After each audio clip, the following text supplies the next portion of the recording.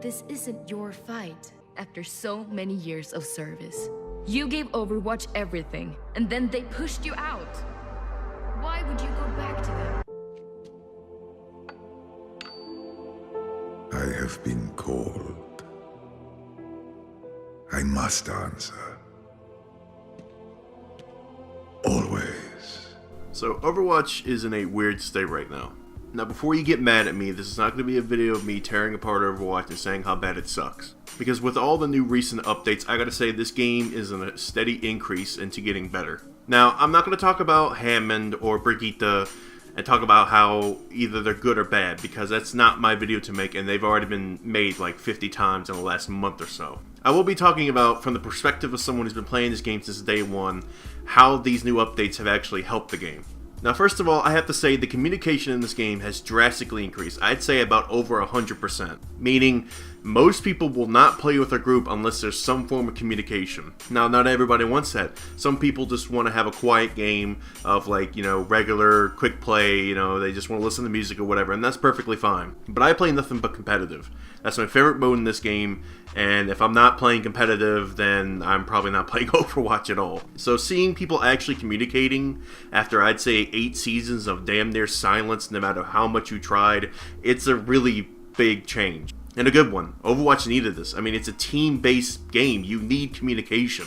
And I'd say winning in this game has probably been increased by at least 20-25% because communication is now key in a game that pretty much requires communication. That's not to say everybody's on board. There's still games of people who don't know how to play heroes, who don't know how to kill, who don't know how to defend, who don't know how to heal, and that's perfectly fine. That's going to happen until this game finally dies however many years from now. But that kind of stuff is also kind of dwindling. Now, like I said, it's never going to go away. There's always going to be idiots who don't know how to play this game. But it's nice to see that the community is at the very least trying to improve.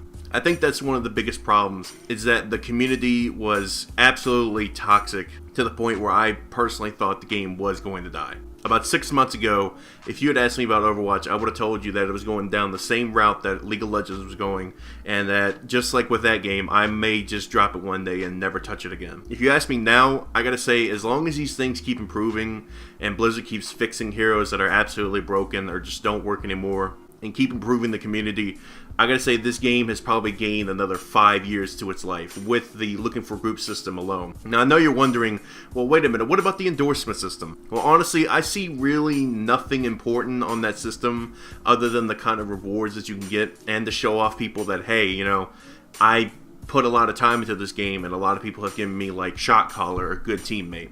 Now obviously you can cheat that system, there's ways to do it, and I'm pretty sure if you go on somewhere like Reddit, there's a million guides already on how to cheat that system, but if you're genuine about it, like I am, the fruits of your labor will show. And honestly, I've got nothing but positive things to say about this because these past updates have been nothing but positive. The community finally got out of the shithole it had dug itself in. We're finally communicating with each other for the most part, and I'm seeing a hell of a lot more positivity, especially in wins. I've been winning more competitive games than I have in the last year and a half. All because Blizzard got their heads out of their asses and let people say, hey man, we need 2 healers and we're going to make that so you can't change from that.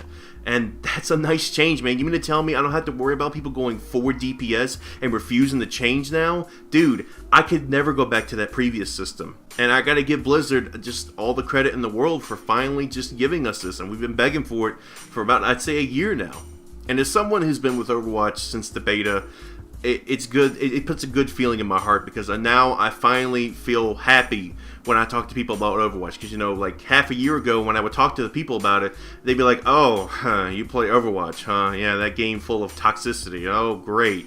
What are you, one of those assholes in that game?" But now when I talk about it, I can talk about it in a positive light, and it feels good. It feels good to play this game again. It feels good to communicate with people. I've had my friends list on the game blow up because people just add you for being a good teammate, or you add other people for being good teammates as well. This game desperately needed that. And like I've said 3 times now, thank you, Blizzard, for finally listening. Now do that with hero changes, do that with adding in heroes that actually will work, and I think this game will have a pretty long lifetime. Anyways though guys, this is Super Snow. Leave your thoughts in the comments. I might start making some more Overwatch content if you guys like this enough. So make sure to hit that thumbs up button. Tell me in the comments if you want more. Anyways, you have yourself a nice day. I'll see you later.